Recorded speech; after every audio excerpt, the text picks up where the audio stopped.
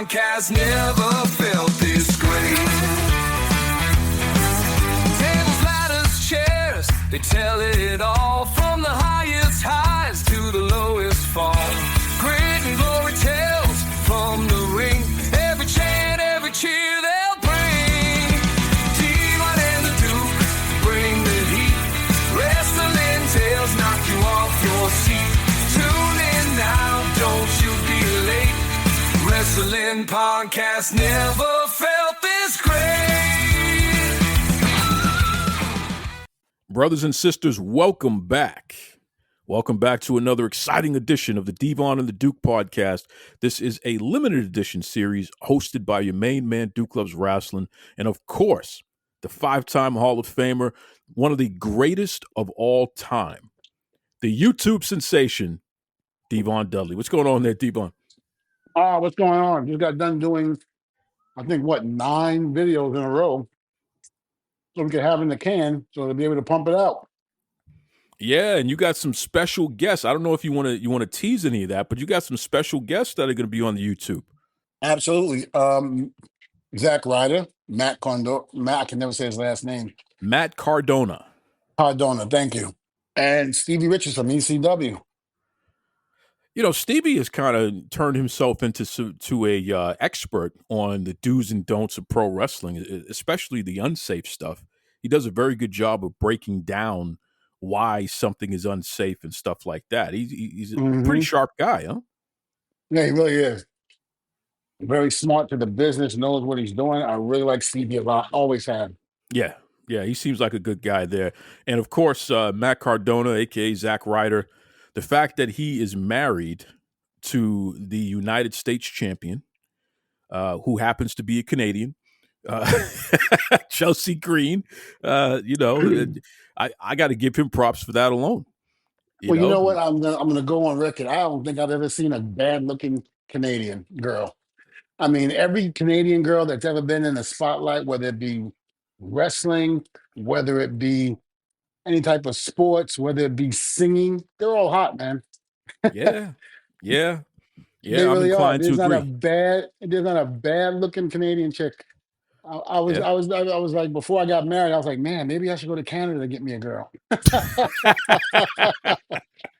course, that was before I got married. Listen, don't mess around now. You know, your fellow Hall of Famer there, Trump, he might deport you up to Canada. You keep talking like that. Well, I could say, I wouldn't be mad at him, but I am married, so I can't do that. Yep. Stay out of trouble now. Stay out of trouble. I need to stay my black ass out of trouble. Yes, please. Got too much going on here. Please. But no, that's cool, man. It's cool that you connected with those guys again, especially your ECW brethren, Stevie. I think that's really awesome. What is your connection with Zack Ryder, aka Matt Cardona? Beyond just did you produce for him or something? Well, we worked together in the ring when I came back, and I also produced for him. So I did a lot of stuff with Matt. So these generation of wrestlers like Matt and them, Kurt. It's been great. That I've been able to work with these guys and really, really, be able to do stuff like this with them. And, it's a testament to when we came back, how much respect these guys had for us. Well, you came back and you gave back. And exactly. And, it's funny. I was talking to my lady about this the other day because she manages people and I have, a pretty strong management background myself. So I was reminding her, hey, no matter what happens, people never forget the way that you treated them, especially if you're somebody who's in a position of being a mentor, a manager, a trainer, whatever, on the job trainer. Like in your case, eventually you went from working with them in the ring to being a producer and helping them lay out matches and stuff like that. They never forget how you treated them. So if you're a jerk, they're going to remember you're a jerk. You know what I mean? But if you're a gentleman and you've been helpful and you poured into their cup and they're better off because of it, which is the case with you, they never forget that, man. They never forget that. So, that's a testament to you being a gentleman and doing the right thing. So shout out to those guys and shout out to you, bro. Can't wait to see that material there. Well, again, we really got some good stuff coming up, and I really hope the fans like it and enjoy it. But also like and subscribe, get the word out. And again, let us know what you want to see on the channel too. We listen, we read the comments, so just let us know. Absolutely. Absolutely. And especially when it comes to other guests and collaborators and what have you, if there's somebody that you want to hear Devon speak to, especially on the channel over there, please let them know. Let them know. That's good stuff there. Absolutely. And the channel is just Devon Dudley, right? On YouTube. Yes, it's just Devon Dudley. Awesome. Awesome stuff there. Listen, man, we're on the road to WrestleMania. So one of the things that happens during this time period that I've noticed, because, I have a Facebook groups and different communities on social media. So being able to gauge fan interest in different ways there, the engagement is always through the roof right around this time period. And it typically lasts through April, where people are just so plugged into WWE, they can't consume enough content. So not just the current stuff, but they want to go back and watch stuff from the past and talk about it and things like that. There's just a buzz because WrestleMania is the granddaddy of them all. It's the thing that we all grew up on, we love the most and all that good stuff there. From that perspective, how are you feeling? Do you feel the energy that is the road to WrestleMania, so to speak? On a scale of 1 to 10, I'm going to probably say mine is a 3 or 4. And it's not because it's WWE's fault. It's because I've been out of tune with all my outside projects that I've been doing. And I really haven't had a chance to really follow a lot of stuff. I followed the Naomi Bianca and Jade thing. I thought that was great. Looking excited for that to see where they go with that. The whole Rock thing with Cena. Looking to see what happens there. So there are a lot of stuff that I'm really, really eager to watch and see. But that high pitch, WrestleMania feeling I don't have yet. And again, it's not WWE's fault. It's the fact that I haven't been in tune with the company in a long and some time because I've had other things that I've had to deal with. That's fair. That's fair. Yeah. When you're out and about, what are you seeing out there? Are people talking about Mania at all? No, I think some of the buzz is still around John Cena turning. I just had a conversation with a guy uh, in the sauna at the gym, and he brought that up and how, he was happy that John had turned and that, I think people have been anticipating it and so forth and so on. And I told him, I said, yeah, but who's this? Vince didn't want him to turn, didn't think it was good to turn, even though everybody else did, Vince didn't. So my thing is, being that Vince didn't, it was probably good that he didn't turn him because now look at what we got. Who's Yeah. to say we would have had the same reaction if he would have turned him when everybody wanted him to turn? Well, and keep in mind, in order to turn, who probably, other than Hulk Hogan, is probably John Cena is the biggest babyface ever. In order to turn somebody like that, who's generating all of that revenue with merchandise and all this stuff, he's doing the Make a Wish stuff. You got to have somebody replace him. Who? And I don't know if Cody's big enough to do that. well, I don't know if he's ready for that. I'm not even talking about right now. I'm just talking about throughout Cena's career. When he came in, Austin was already banged up, pretty much done, right? Yeah, Who The was the Rock was in baby face? Hollywood. Yeah, Rock was in Hollywood, so it's not like he could be full time. Who would have been the baby face that could have filled in and still maintained the revenue that WWE was making if you don't have John Cena as your top babyface and you have him as actually your heel? Could you even think of a single person who could have slid into that role during those 25 years and actually held things together? To be honest with you, I don't think I know. I don't think I have the answer to that. Brother, I can't think of a single person. And that's no disrespect to anybody, but that is a nod to John Cena's commitment and dedication and connection with the fans. It's not as simple as he's a good guy and the other guy's a bad guy. It's like, no, this person has touched the people on a scale like we've never really seen other than Hogan.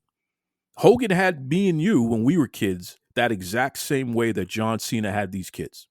You know, it's literally the same thing, but Cena did it for longer at that level. Mm-hmm. So, which makes this turn. I've been thinking about this, and I guess we'll transition into this because the debate is this the biggest turn in history? Is John Cena turning heel bigger than Hulk Hogan turning heel? And I've been going back and forth, but I'm gonna land on this, and I want to get your take too.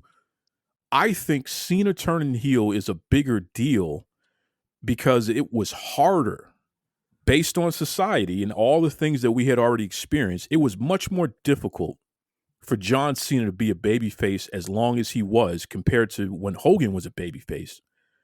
So as a result, I think it hurts more the people who looked up to John Cena and care about him, because there's still a whole new generation of kids who are into that hustle, loyalty, respect, never give up, all that stuff, dressing like him and all that. I think it hurts them more. When Hogan turned heel in WCW, Hulk Hogan as a babyface really wasn't that hot anymore. So, it was like kind of whatever. John Cena is still John Cena. So I think this is a bigger turn. What say you, Devon? You think John Cena's turn is bigger than Hogan's? Only because of when Hogan's happened. It's not like it happened when he was red and yellow Hulk Hogan in the WWE. That's the only reason. I don't think Hulk Hogan was as big of a babyface in WCW as John Cena has been as big of a babyface as he's been in WWE. Well, I will say this. I feel that the Hogan, I do feel that the Hogan turn was bigger. And I say Okay. that because of look at all of the garbage and stuff like that that was thrown in the ring at the time. Look at the reaction from the fans were just, it seems to me that the fans were more shocked than anything when John turned. And then you had some cheers because they had been waiting for it. People have been waiting for John to turn for a long time. Yeah. Would you? And it was like they wanted it. They didn't see it. They didn't see Hogan turning that night. The only people that probably saw it a little bit at a split second was when Bobby Heenan let the cat out of the bag when he was Yeah. commentating and said, "Which side is Hogan on?" You know. But other than that, they didn't see that coming. And so when that Okay. leg dropped, everybody was shocked. There was no cheers. You had a couple of the smart marks who had basically just started writing for dirt sheets and stuff like that, that would cheer in the front row. The big heavy set guy, when you go back and look at that, um, guys like that, they were like happy, but their voices weren't loud enough to sit there and to say that they were cheering because Hogan turned back. The majority of the people showed their disgust by throwing that garbage in the ring and reacting the way they did. You got when if you go back and look at it, when Cena first did it, you got a lot of cheers. It was cheers. I think some of it was being surprised, but I also just feel they got cheered just for the simple fact that people had been waiting for John to turn. They wanted him to turn. Now, if John would have turned back when everybody wanted him to turn a few years back, then you probably would have got the reaction from the crowd, the way Hogan got it. But you didn't get that. That's the only thing that to me, makes it different than when Hogan turned. And that's why I feel Hogan's turn was bigger. Listen, I respect that take, and I don't think you're wrong. And I guess history is just going to have to let us know because, with Hogan turning, that also coincided with WCW kicking WWE's ass for 83 weeks. Hmm. And the NWO to this day is still one of the biggest brands in wrestling. It's definitely probably the biggest brand in wrestling history other than WWE. Um, so I see your logic. I see your logic, and I guess we just have to wait for this to play out. I will say though, this past Monday on Raw, when Cena cut that promo, which lasted for was like a half hour promo. Cody came in halfway through, and then they had a promo together. But Cena explaining why he turned, telling the fans that I'm breaking up with you, telling the fans that this is your fault. I'm in an abusive relationship with you fans because no matter what I do, it's not good enough. Um, saying that he's not going to change his music, he's not going to change the way he dresses just because they want him to. No. The way that he laid out his logic is so classic because there's so much truth in what he's saying. And yet That's what I it was kind gonna of reminded say. me. Yeah, it reminded me of Randy Mhm. Savage when he was complaining about Hulk Hogan and all the things that Hogan did to him, which drove him to the point where he had to turn heel. It was a very similar. I got that feeling like, well, damn, he kind of makes a lot of sense here. But the fans were ripping him apart. They booed him out of the building. They wouldn't stop. Okay, but So let me ask you this. yeah, yeah. It was an overseas crowd. Could he have done that here in the US? Could he have gotten that same reaction? I mean, it's almost like going overseas fans are very different than the fans here in the US. You're right. You're absolutely right. I mean, the last time we heard fans carry on like that, especially for the entire episode of Raw, was the last time they were overseas. Like you're right. You don't necessarily get that in the U.S. So that's a good question. Well, and If that they would have done also that, that also that also can be because they don't get to see the wrestlers like they do here. Here, it's almost like we're spoiled. yeah. Here, they can wait 2 or 3 months and see a WWE event, or maybe even less time. So, now that you go overseas, now it's almost like all that pent up energy is coming out and it's letting loose. That's what I feel. I could be wrong. I could be right. I don't know, but that's what I feel. No, listen, man. You bring up some valid points. If it happened in MSG, you don't think MSG would have gone crazy like that, booing him and carrying on? Well, New York is a different animal. Especially Madison Square Garden. Um, I don't know if it would have been as loud. I don't know. I can't answer that question. Maybe it would have. I don't know.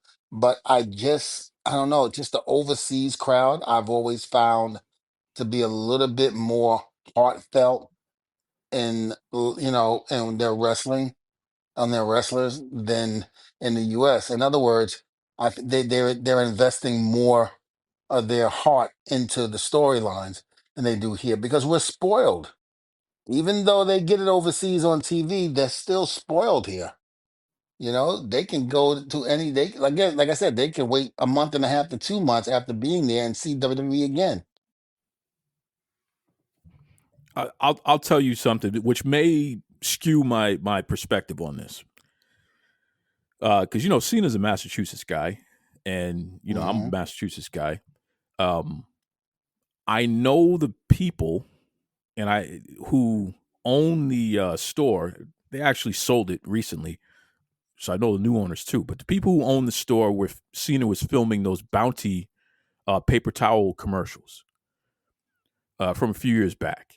It's an old general Hmm. store in a town around here, and it literally looks like you're going back in time to like the 50s or something like that. The way it's set up and what have you. So that's why they wanted to film in that store.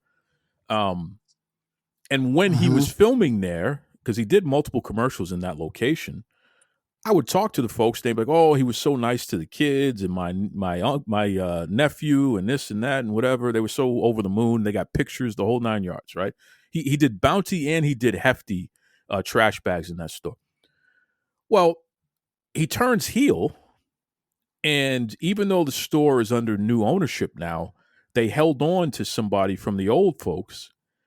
So the neighborhood would still feel good about tradition is still there and all that good stuff. The lady literally said to me, "John Cena," as soon as I walked in, "John Cena." And I'm like, "Yeah."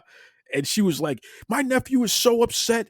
He doesn't want to wear the t-shirt anymore. He's so up." And I'm like, "Oh my God." You know what I mean? Like, this is crazy. That reaction, and this is coming off the street basically. So that's why I'm like, it feels different for me. It feels different, but I hear what you're saying. I mean, listen, Hulk Hogan is the biggest name in the history of the business. So he going the other way, it changed the business. Can we say that John Cena's heel turn is going to change the business? Probably not. Yeah, I mean, and I'm not taking. Believe me when I say it, I'm not taking anything away from Cena's turn. I thought it was tremendous. I I don't know. I don't know if I would have. I don't know. And this is just me having The Rock, do the 1, 2. I know why he was doing it because it's Cena's three fingers, which was originally the Dudley Boys. Uh, Yep. Yep. but I understand why he was doing it. But I am a little bit of me wish he wouldn't have, because I would have liked to have seen the hug, maybe get the face. But the minute we saw the face and then Rock do what he did, we knew there was a turn. Maybe there is a hug. We get the face. Are we seeing what? Wait, why is he looking like that? Steps back. Maybe there's a smile. There's the kick. Got it. Draw it out a little bit more is what you're saying. I don't. Yeah, maybe I'm wrong. Maybe WWE will look at that and go, "You don't know what the fuck. You don't know what the hell he's talking about." I don't know. I just look at I just saw it like that because I was just like, I didn't want The Rock to do that, but he did it, and it is what it is. I'm sure they had their reasons why he did it that way. Well, let me ask you this, because again, we're on the road to WrestleMania. It looks like Randy Orton is going to be in a program with Kevin Owens, which Mhm. that is what it is. But when you look at Cena and he has The Rock in his corner, would you take Randy Orton and make him part of the heel turn where he and Cena are part of The Rock's faction? I can see that. But I also feel that we've seen Randy turn so many times. How Yeah. many more times can we see it? But then again, it's like, okay, what? You want him to retire? Because we've seen it so many times. How many times can we see him as a baby face? I don't know. I do think that the turn was way too much for Randy. And there was a lot of times where I didn't agree or didn't like that they turned him. But again, it wasn't for me to witness. So it is what it is with that. Well, it's like the old joke about the Big Show. You could watch Big Show on Raw and he's a babyface, and then you turn on SmackDown and he's a heel. It's like Mhm. you never knew what you were going to get with him, because there was a period of time where that kept happening, where the writers were confused. You know what I mean? It's like, wait a second, I thought he was supposed to be a heel. Like, why is he smiling at the crowd? So, hey, it all is good stuff. At the end of the day, it all comes down to excitement. Like you said last week, we have a John Cena that we're now more interested in with this retirement tour. If he was just a babyface, it would be like, ah, yeah, whatever. But now you actually want to see what's going to happen next and who he's going to wrestle with. Can you imagine? Well, would you put the belt on him at WrestleMania? Would you have Cena Well, beat Cody Rhodes? I don't know. Uh oh. I don't know. I mean, do you want to see him break the record, or what? I see that's a hard, because this has been brought up to me before, and personally, I said no, I wouldn't want to see it. But then, why did we turn him heel in the first place to get all this heat? Why not have him beat Cody and have Cody chase him until the retirement? Yeah, I mean, I think Cody should be his last match, and he should be putting the belt on Cody during that last match. Hmm. So Absolutely. why not have him do it at WrestleMania? Now, when is John supposed to be leaving? He said that literally the last WWE event in December will be his last match. When? The last WWE event in December. So whenever that is at the end of the month in December of That's 2025. So usually this year, that's usually that's at the it. Garden. Yep. Yep. That's usually that holiday Christmas special. Yeah. Yep. Yep. So it's not like we're going to do this next year. This is it. This is it. So a lot has to happen between now and then, Right. you know? Because it's not like Cody is the only person he's going to wrestle. He's gonna have to wrestle Randy Orton one more time because that's his biggest feud. So that's going to happen. But there are younger guys that he needs to get in the ring with and help out as well. So he's going to be a busy boy the next couple of months. He's going to be a busy boy, which would make sense if you put the belt on him. If you put the belt on him, now you have stakes on top of everything. Mm-hmm. It's interesting. The whole thing is interesting. I can't wait to see what happens next. I thought that crowd on Raw was through the roof. They were in Germany. I thought they were through the roof. I really enjoyed their energy. As a performer, as a legend, as a Hall of Famer, which way do you go with that? Does it ever get to a point where it gets annoying that the crowd is basically hijacking the show? Because you were doing that in ECW. You and Bubba were literally playing the fans like fiddles and getting them all riled up and carrying on. That crowd participation was something like, we really hadn't seen before, despite the fact that, in the 80s, the crowd would cheer and go crazy. But there was a different energy in ECW that legitimately what we see today in these international tours are really just a bigger scale of ECW. But did it ever get annoying or did you enjoy it the whole way through? No, I enjoyed it the whole way through. Let me just say this.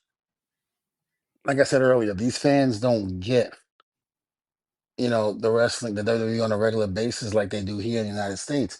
So when they come, they make it known that they're here to enjoy the show.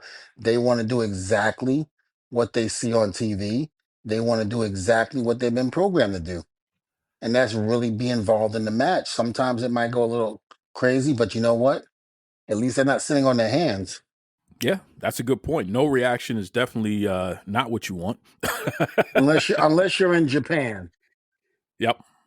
Good point. Good If you're point. in Japan, sitting on your hands is not a bad thing. You got to get used to that. And that's the hard part with young wrestlers who go to Japan for the first time.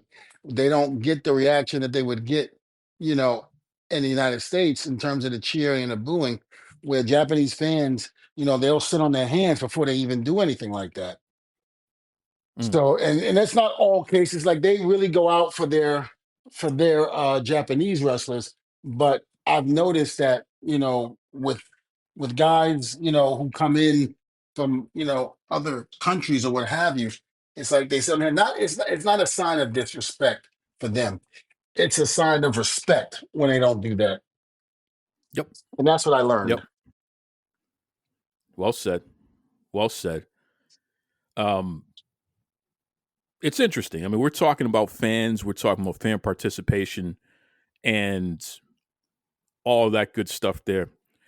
Something happened out there in Mexico with a guy that you're very familiar with, Alberto Del Rio, or sometimes he Yeah, I calls just himself. read something, but it didn't go in detailed about that. What happened? So he was wrestling at an event. It was a AAA event in Tijuana over the weekend. And after beating El Hijo del Dr. Wagner, fans were storming the barricade. They were upset. Obviously, they didn't want Alberto to win, so they were upset about that, and they were throwing things at him. They threw pennies at him. They threw a beer at Alberto. So, in response to what the fans were doing, he ran after them and took a chair and threw it at them, and it actually hit an old lady. So this wasn't any funny haha either. People were really pissed off because they were emotional about the match. They didn't want him to win, but Alberto snapped and took a chair and threw it at them, but hit the wrong person.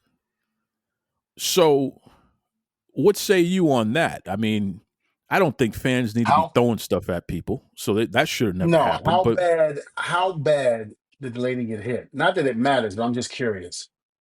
well, she got hit bad enough that Alberto was suspended for 180 days. That's Yeah, what that I AAA read. I said. hadn't. Yeah, that's what I read.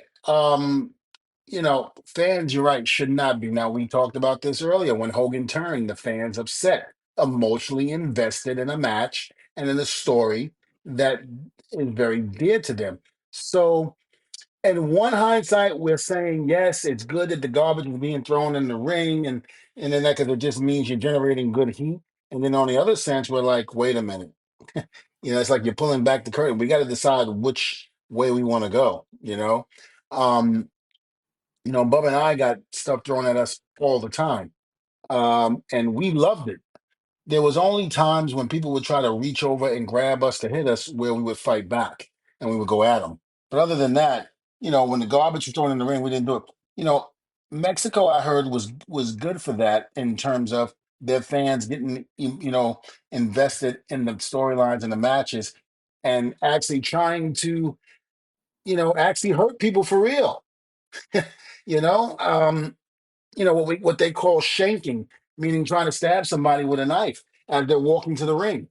I used to hear stories about that all the time, and it always scared me to go because it's like, okay, guys, it's pro wrestling. I understand you're emotionally invested, but come on, seriously? So you want to take something? You want to take a knife or something and stab me or hurt me because you don't like that I won? I think it's wrong, but I also think that you know, Alberto's got to be careful because he knows how some of these fans are, especially in Mexico. And he knows that. So he's got to kind of relax. He's got to keep his cool because if not, things like this would happen and get out of control. No doubt about it. And listen, Alberto, he's a guy. You know, you've seen it all with him. People putting him over, people disparaging him and what have you.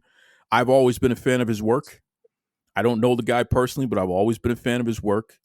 I just hate to see this kind of negativity around him because it seemed like he was picking his career back up and things were going well. 180 days is a long time to be laid off from doing the thing that you love to do and that you make a good living doing. So, that's unfortunate, but shame on the fans and quite frankly, shame on AAA. Where the hell was security? Yeah. That's the way I look at that.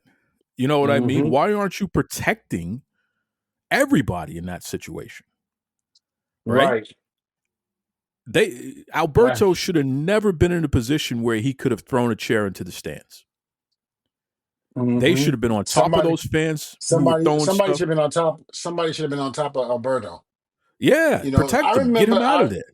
Yeah, if you remember back in the days of Dusty and Flair, when that stuff was done all the time, because the word wasn't out yet that pro wrestling was a work, and Yeah. so a lot of these people believed that it was what it was, and how when Flair or the Four Horsemen would try to make it back to the locker room.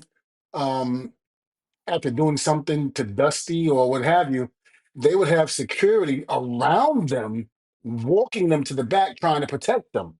Yep. Yep. Maybe that should have been taken into consideration. They probably didn't think it was going to be as bad.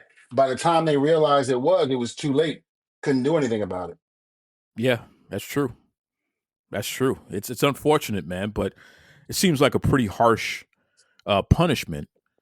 But the lady did go to the hospital, and I guess her injury was significant. So that's why they had to at least look like they were doing something about it. But that's a harsh punishment. I hope they ban some of those fans from ever coming back to AAA because they don't have any business there if they're going to be trying to assault the wrestlers like that. That's ridiculous. Well, did they find out who did it? If they found out, you can't ban the fans if you don't know, because where the garbage came from or whatever they were throwing that hit Alberto. You can't, unless you tell everybody they can't come back, then you won't have no show. Yeah. Yeah. But I don't know, how do you pinpoint who did it unless you actually saw them. Well, now you bring up a good question here because did Alberto see who threw the pennies and all the garbage at him, or did he just pick up a chair and just throw it? You know what I mean? Just from a general standpoint, that's actually a good question. Well, do we know that? No, we don't know that yet. We don't know that yet. Um, you know, it's unfortunate though. You hate to see that sort of thing, and these companies, man, they got to get a little better at protecting everybody. There has to be some level of safety at these events. You Yeah, know, there really should be. it should be. It should be.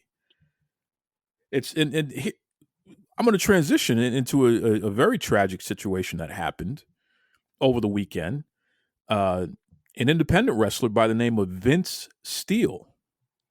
He passed away in the ring. The guy was wrestling for Brii Combat Wrestling, BCW, and during an event in New Jersey on Sunday, he was in a four-way match, and he went down and he started clutching his chest in the corner, and it just took a turn for the worse, man. Well, unfortunately, there were no medical professionals in the building, not on duty. And this is the tragedy of it all, because it's not like Vince Steele passed away right away. He was still, there was a period of time that he was just in trouble. And someone called 911. The EMTs didn't get there, and I'm getting this information from people who are actually there. The EMTs didn't actually get to Vince for 45 minutes. Now, I'm being very specific about what I'm saying here. The EMTs, the police were the first to actually arrive on the scene, but they didn't physically get to him until over 20 minutes after he had gone down initially. And they did have a defibrillator, so they did try to use that on him. But at that point, man, it was too late. It was too late. Um, in New Jersey, it's the law that when you have full contact events like MMA, boxing, pro wrestling, it's actually in there. They call it extreme wrestling. That's how they separate pro wrestling from like Olympic wrestling. They call it extreme wrestling in the actual law, but it says you're required to have 2 EMTs, and they have to have the proper equipment, because there are different types of EMTs. You're not going to have the EMT that you would have at a sporting at a concert. You're not going to have them, because they're not going to have the same equipment as what you would have for a full contact situation, because it's different. Somebody passing out at a concert because they drank too much or something like that doesn't have the same issue as a pro wrestler who has a concussion or is having a heart attack or something like that, which basically is what happened to this guy. So, given all that information I just gave you there, Devon, what do you think about that situation? I don't even know what to say. This is something like this happened before in Mexico. Wasn't Rey Mysterio part of that? It was a little different, but yes, Rey Mysterio was in a match and he did the 619, and unfortunately, his opponent had whiplash and ended up dying as a result of that. Now, my point to this is what I'm about to say is that when are we going to learn our lesson? WWE is doing a great job. Let me just say this: was I mad? Yes, I was furious when I couldn't participate in the NXT stuff with Trick and Bubba and them, and even just coming in there doing the 3D, because we didn't know. I didn't know, and we in the match didn't know that they wanted me to go through extensive testing because of my back, because of the back surgery I had. And in order for me, like Randy Orton had the same exact um, back surgery that I had, which I didn't know at the time until I called him up and we spoke. I remember saying to him, "How the hell are you still in there doing what you're doing?" I freaking cringe at every bump you take now, because I know that I'm scared to death to do that. But he had to get cleared, just like I did. He had to get cleared. It's one thing when you have WWE behind you and doing it, and when you're Randy Orton, because they'll make sure you go through the necessary channels to get cleared. Because, of course, WWE has to cover their ass. But I didn't know that. And even Terry Taylor, who was the agent for that match, didn't know that. So I'm on my way to go to medical just thinking I'm getting my blood pressure checked. And then we were told that I couldn't participate in it because I didn't get medically cleared. I'm like, "What do you mean I didn't get medically cleared?" I said, "I'm cleared."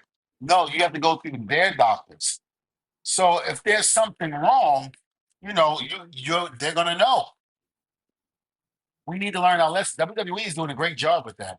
Like I said, I was pissed off and mad, but at the same time, I kind of understood where they were coming from. So I couldn't get too bent out of shape and say, "Oh, WWE screwed me." No, they didn't screw me. They were taking the necessary precaution to protect me. Here's the problem: back in the Attitude Era, back in the Hogan and Andre era, your arm could have been falling off. Take some tape, wrap it up, get right back in the ring. That's the way they were, you know? And, they don't like that anymore. And thank They are goodness. basically, right. They are definitely taking the precautions to make sure that you are in good shape to do this. A lot of these companies don't do that, but a lot of them don't have the budget that the WWE has too. So you have to put that in perspective as well. So there's a lot of stuff behind that. Again, these companies don't have the money that the WWE made. They don't have it. So it's like, okay, what do you do? Oh You shoot! know? At least have somebody who's part of your company that is an actual certified EMT, and that's how you cover that base. Mm-hmm. You know what I mean? I know that it sounds crazy at first, but it's like, look, if I gotta pay a couple of bucks to have a guy who's always at the event, and he could do anything. He could be the damn timekeeper. He can he could, you know what I mean? He could be a manager or whatever, but in reality, he's actually a trained EMT. At least I cover that base, because here's what's gonna happen. Because they violated the law, if the family wants to sue, that's gonna be a whole other level of something. But you Mm-hmm. can bet your ass the state of New Jersey is gonna go after that promoter. They have to. You know what I mean? The building is in trouble because it happened in their building, right? So there's a Yeah. whole trickle down effect that is a result of people cutting corners in places that they have no business cutting corners. It's unfortunate, and that life, who knows? I mean, he was a 400-pound guy. Should he have even been in the ring at all? If he had gone That's through a another proper, question. Yeah. yeah, if he had gone through a proper Mm-hmm. physical, would he have been cleared? You know what I mean? But again, that comes back to the promoter. What are you doing, bro? What are you doing? Yeah. I mean, do You you know? remember when Vince went public and stated that WWE was entertainment and we were not legit because they were trying to beat something? They were trying to, I forgot what it was. Well, They were because trying to Congress is say, coming after him. Congress is coming after him. right. They wanted to regulate them like a real sport. So that's why he had to say, Mm-hmm. we're not sports, we're sports entertainment. I remember that. Entertainment, right. Absolutely. And so at that point, they had to have a doctor on the floor, Yep. a legit doctor, and had to have EMTs. Yep. So there you have it. This is why I say that WWE is doing a great job with that. Even though Vince's hand was forced because he made that statement, you know, he had to do it. Yeah. It's going to Therefore, cost guess you what? It more. covers Yeah. his ass. Yeah. Look Yeah. at what happened when Jerry the King Lawler had the heart attack. Yep. They Yep. had people down there. There's no telling what would have happened if those people weren't down there at the time when Jerry had that heart attack. He wouldn't have made it. He wouldn't have made it. The unfortunate thing was Owen Hart. Yep. That was unfortunate because there was nothing they could do. A lot of people are saying that he died before anybody got in the ring because when he hit the turnbuckle, he broke his neck. I don't know that to be true or not, but that's what I heard. So, Yeah. I don't know. regardless to who was there, regardless to who basically, could have got to him in time, if he broke his neck the way he did after the fall, there was no way he was going to be able to survive. That's the But only way things like that will not be able to work. because even when that happened, Owen Hart got immediate medical attention. Immediate, They were right there on the right? scene. They were right Wasn't a there. second to spare. Yep. They were right there. They were right there. So all you indie promoters, man, I'm just telling you right now, it's not worth it. I know you have your dreams of promoting wrestling because you grew up a wrestling fan and you want to be in the business and all that stuff. If you can't afford to somehow, some way have a medical professional there, a certified EMT who's certified in the jurisdiction where you're putting on the show, you have no business putting on the show. I'm sorry. That's Yeah. my opinion. Life is always more important than whatever couple of bucks you're going to make. And then I heard from talent that they didn't even get paid. So there's that whole aspect of it too. But I'm sure the fans, because the fans had to leave. This was like the third match on the card, Devon. They had the fans leave. So I'm sure those fans want a refund too. Right? Wow.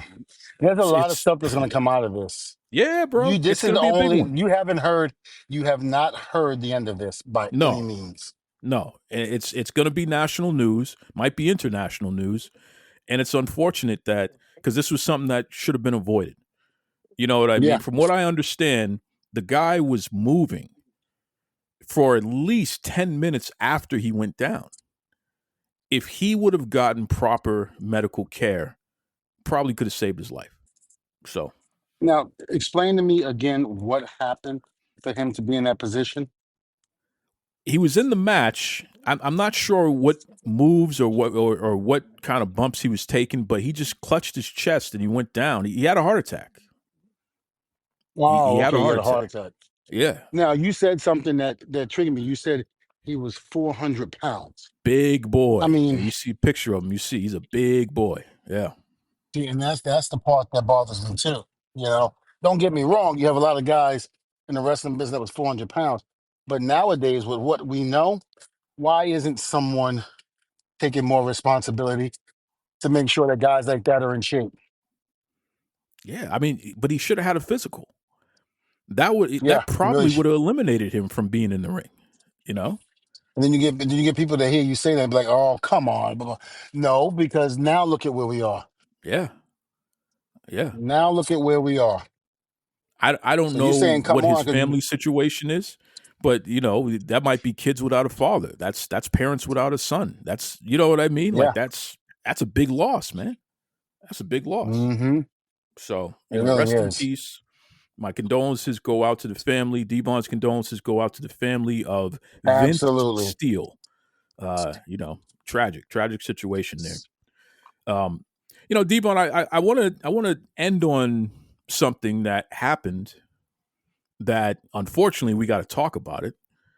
And I know that, you know, you and I we have our conversations offline and what have you, and having to broach these subjects is never something that we want to do, but sometimes you have to do it because people just Hmm. step out of line and it ain't right. And folks, you know that Demon and I, when Demon first came on Duke Loves Wrestling, we had to address an issue relating to Dylan Hines and Bobby Fulton. And you see where those guys are these days. So, you know, when Devon has to go in on something, it is what it is. And one thing we know, Devon is not a liar. It's one thing that people always say, well, we know Devon tells the truth, so it is what it is. But when you have people who I don't know, they overstep their bounds, are they drunk with power? Uh is disrespect just something that is natural for them? I don't know. But when you have people who cross the line, it needs to be addressed. So I'm going to ask you straight up, big man, what happened recently that unfortunately not only crossed the line with you, but also crossed the line with Terrence and Terrell? Yeah, that. Well, I basically had put something to rest that you and I had talked about. Well, I think what is it, Wrestlecade? Wrestlecade, that's correct. Yes, Wrestlecade. Wrestlecade that was out, and there's what the not the guy that runs the place, Tracy, but the guy that Tracy has working for him, Brian. Yeah, To refresh some of the people's memories, what happened was back in November when Bubba and I appeared at their event. Um, Basically, there was talks about us doing a couple of things. Number one, coming out and doing a photo op with the Hardys. And it was the first time that the Dudleys and the Hardys were doing this. And this was, deemed to be very big.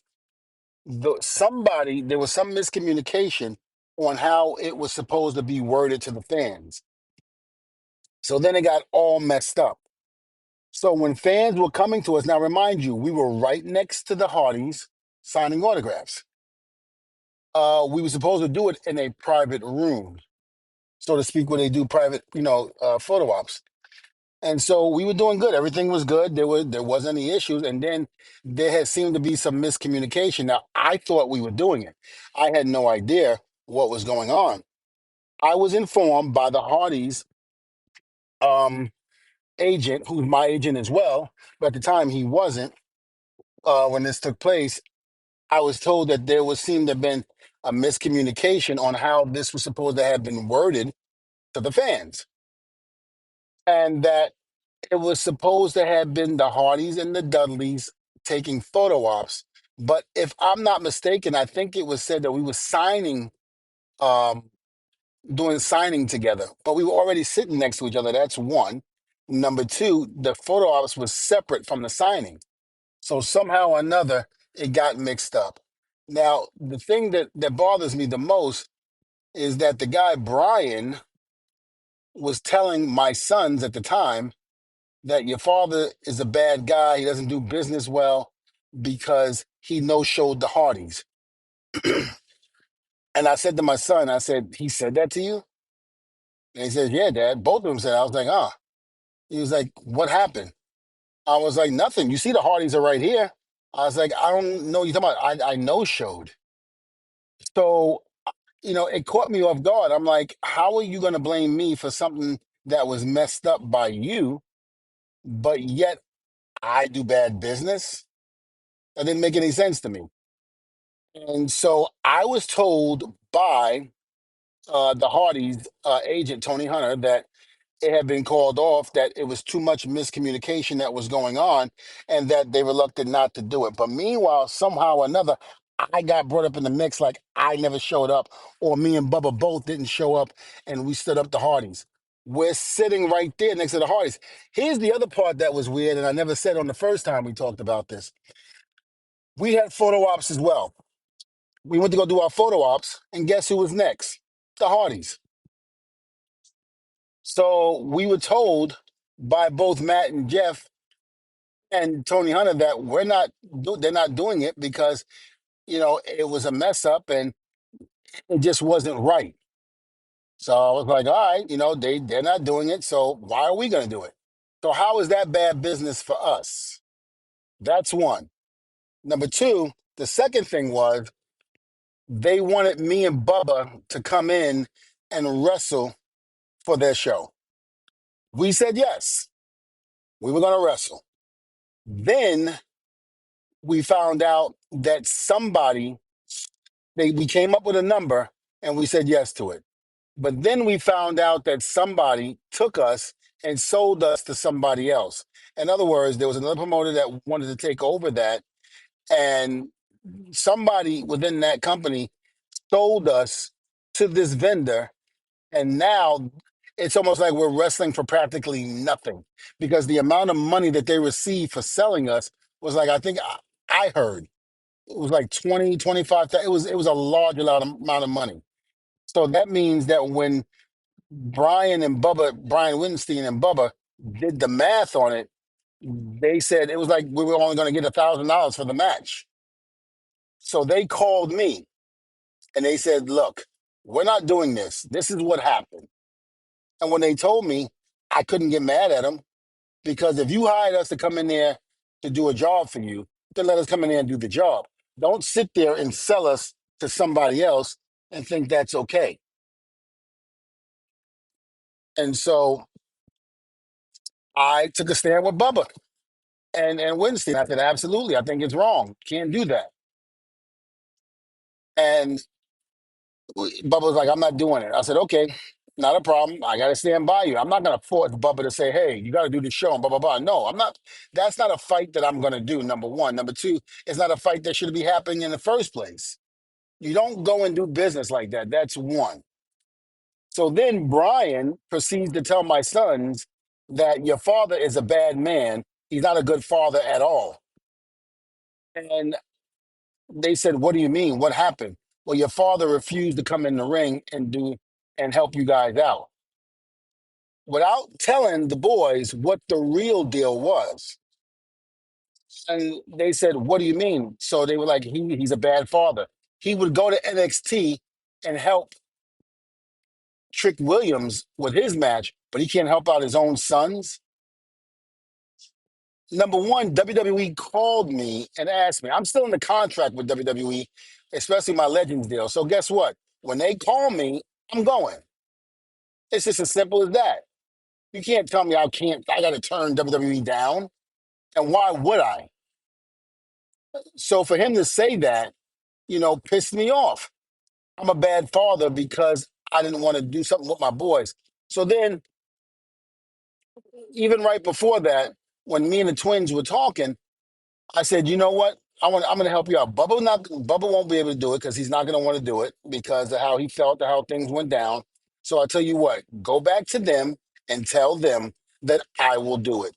I will go out there and be a manager, like for you guys. I'm not wrestling, but I'll be a manager.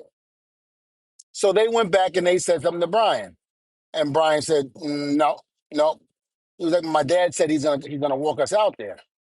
No, no, that's okay. Nope, we're not doing it now. Scratch it, forget it. And he was like, why? He's like, your father's a bad man. He's a bad father. He shouldn't be doing that. And when they came back and told me, I go, what? I go, I'm sitting here telling you that I'm going to do it, and you don't have to pay me anything to help my sons out. So how am I a bad father? Because I'm telling you I'm going to do it to walk my sons out and be their managers for the match. And so I had time to calm down, this and that. I remember speaking to you about this. I remember you spoke to Tracy about it. Tracy apologized. I said, okay, not a problem. So about 2 months ago, I do an autograph signing for Wrestlecade at an independent show that they had. And I went out there, great business, no problems. But I saw Brian.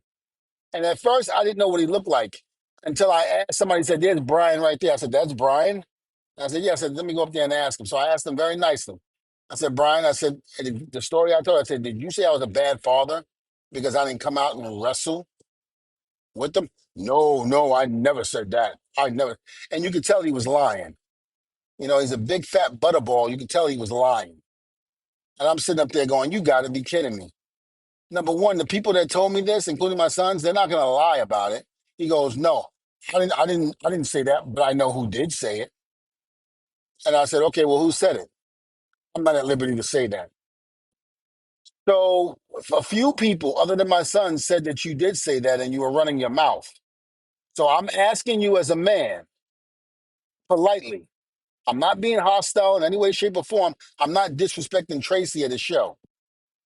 But I'm asking you nicely, are you the one that said this? And you're telling me, no, you didn't. That somebody else said it, but you're not at liberty to tell me who it is.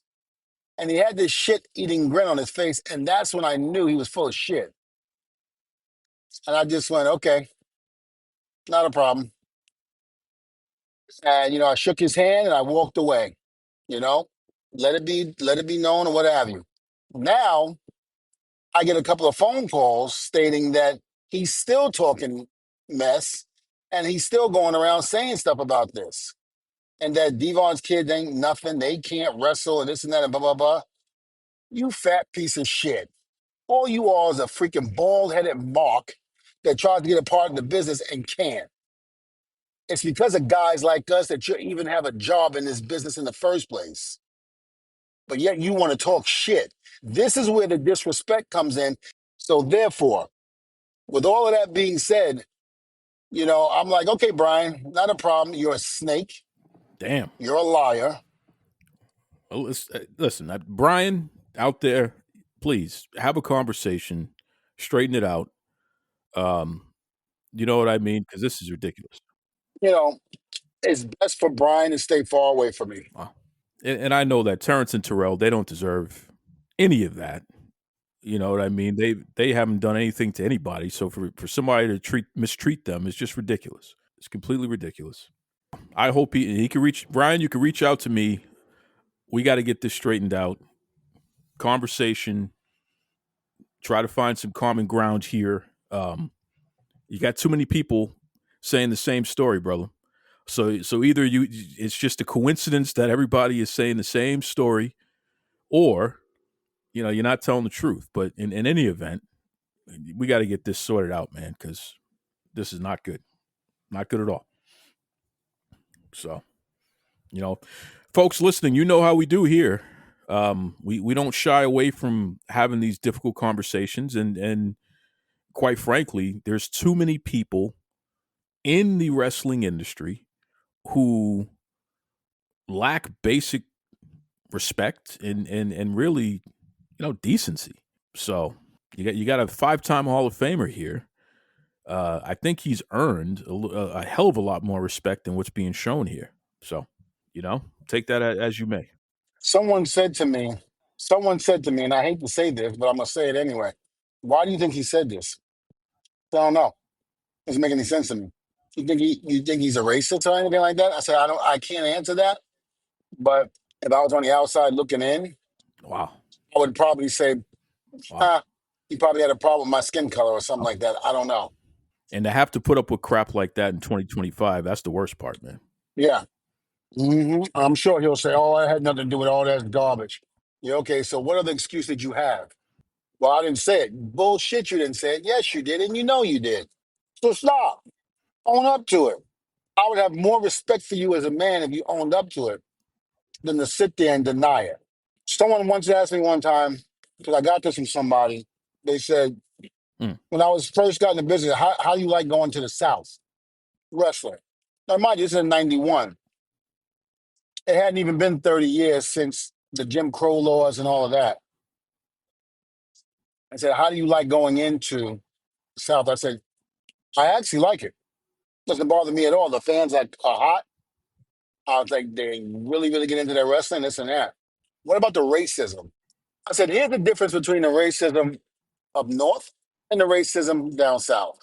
At least the racism down south, you know they're racist. You know that they don't like you because of the skin color. And they tell you off the bat. But the worst kind is the ones up north that pretend they like you, but yet they don't like you because of the color of your skin. I have more respect for people who wear white sheets and all of that than the people that wear suits and lie about what they're saying. And as far as I'm concerned, he is a fat man in a suit.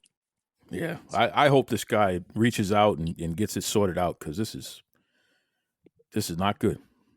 It's not good at all. You don't talk about my kids and think I'm not gonna get hot and then say something back.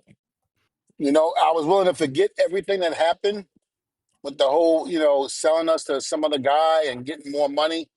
Forget all that because it was for my sons. So for you to throw my name, and my son's names into something like that, and now you want to be mad at my son because they told me what you said? Why? You should have said it in the first place. Yeah, I agree. I agree completely. Brian, reach out, bro. Let's get this sorted out, man, because this is not the way to go. And more importantly, people are going to hear this. So how does that affect business? You know what I mean? You got to get it sorted out, man. That's all I know. Listen, Anyway, again, I want to make this perfectly clear. sure. And I'm going to leave it at this and we can end it. It has nothing to do with Tracy. This has nothing to do with Tracy that runs Wrestlecade. He has been nothing but a professional, utmost righteous guy for me, and I have no issues with him. But the people who he has in his organization, I have problems with. Well said. Well said. When you have an issue, you got to make sure that it's directed at the right party, and certainly in this case, it certainly is. But Brian, conversation, bro. It doesn't need to stay lingering. Just have a conversation. Let's try to figure it out, because this is not good, and I'll just leave it at that.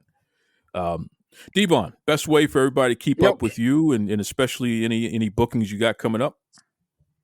Absolutely. Well, I'm off for a little bit, so I'm happy about that. I got a little bit of vacation, but I will be home this week. But you can find me on Instagram at Testify Devon. Of course, my YouTube channel, which is Devon Dudley YouTube channel. I mean, we've got well over 120 something thousand subscribers. I've sat there. I've got my plaque. I was very eager about and excited to get that. So I got my plaque. Everything is going real well with that. So, you know, I'm very happy. Now, you got to help me get to 1 million. I need that gold plaque. I need that gold plaque. So please, everybody, get the word out there and let them know that, I'm ready for that 1 million subscriber. We need to push this and get it going.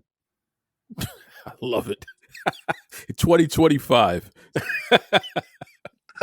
That's the best part. Like you said, you started with what, 91? In 2025. I love it. Gold plaques, brother. I love it. Duke Loves Wrestling on Facebook, on Twitter, DukeLovesWrestling@gmail.com. As always, let me know what you think of the show. Questions, shout outs, the whole 9 yards. Hopefully, there aren't any terrible promoters out there who are disrespecting folks. Because, boy, I think we've had enough of that on all fronts. Mm-hmm. On all fronts. I think we've had enough of that. Anyways, how about our word of the week there, D-Bon? Sure. Nothing kills you faster than your own mind. Don't stress over things that are out of your control. Testify. Testify indeed. Strictly for the culture every day. Stepping style in your unique way. Patterns and colors so defined. All about the perfect line.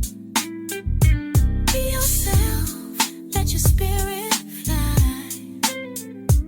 In this fashion, you'll touch the sky. Strictly for the culture, brand so fine. Dress to impress and show your shine. Strictly for the culture, every day. Step in style in your unique way.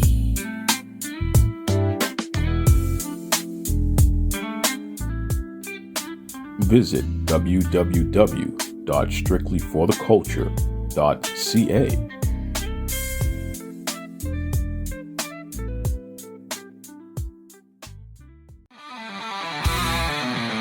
Backstage whispers and the crowds roar. From matching giants to legends of yore. Devon's wisdom and Duke's keen view. Every episode feels like it's brand new. Devon and the Duke bring the heat. Wrestling tales knock you off your seat. Tune in now, don't you be late. Wrestling podcast never fails.